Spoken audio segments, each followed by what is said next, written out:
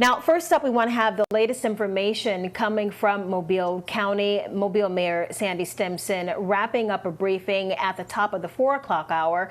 Our Tyler Finger was there. Tyler, talk about some of the big points that were made at that briefing today.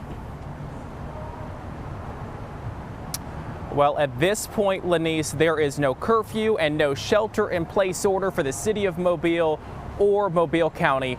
Both county officials and the mayor saying it is not necessary at this point, but that decision could change at any minute or any hour or any day.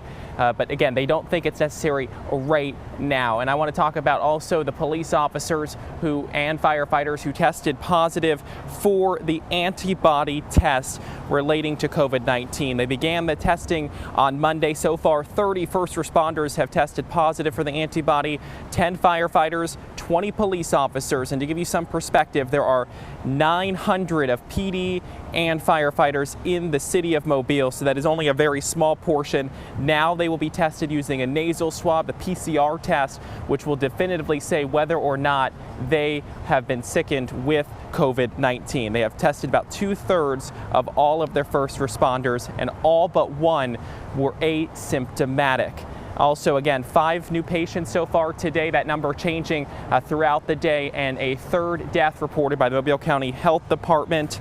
And we also heard from Infirmary Health about how their hospital is standing up to this coronavirus outbreak, as they are expecting a surge of patients in a few weeks' time as this virus continues to spread in our area. They say they have a total of 680 beds, 80 ICU beds, and they're talking about increasing the number of ICU beds and ventilators available so they would be able to accommodate the surge of patients. Take a listen to what the Chief Medical Officer from Infirmary Health had to say just about an hour and a half ago.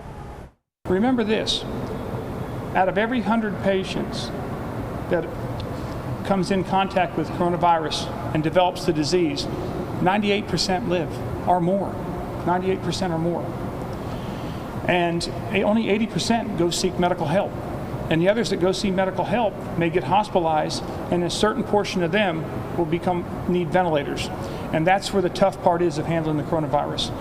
Helping these people to become hypoxic with decreased oxygen in their lungs. And then we'll have our intensive care doctors in conjunction with all the specialties coming together, surgeons, anesthesiologists, medicine doctors, and subspecialists, all working in the units 24 hours a day to help these people. So I'm giving you assurance that the infirmary health system, the other hospitals, the physicians and nurses and administration are up to the task. Yes, we're scared, but we're not scared that we won't do well, because we're going to make the right decisions. We're going to overcome the coronavirus. And as we come back out here live to Government Plaza, one of the questions we kept asking the public officials who were talking to us today here at the press conference this afternoon was about the shelter-in-place order and the curfew. We see a lot of your Facebook posts on our Facebook page and people calling us and emailing us. We were trying to hold their feet to the fire and ask them why they do not feel that it is necessary. We're going to have the full story tonight on Fox 10 News at 9 and 10 o'clock. For now, live outside Government Plaza in downtown Mobile, Tyler Finger, Fox 10 News.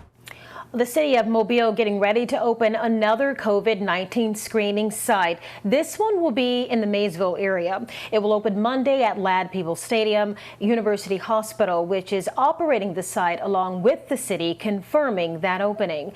This past Monday, the city opened 2 screening sites in conjunction with Diagnostic and Medical Clinic, an affiliate of Infirmary Health. Well, if you have coronavirus symptoms and you want to be tested in Baldwin and Mobile counties, just call the number there you see on your screen to set up an appointment with Infirmary Health. Call between the hours of 7 in the morning and 7 at night. You'll talk to a nurse who will then walk you through whether you meet the criteria to be tested. And remember, if you show up at the testing site without an appointment, you won't get in.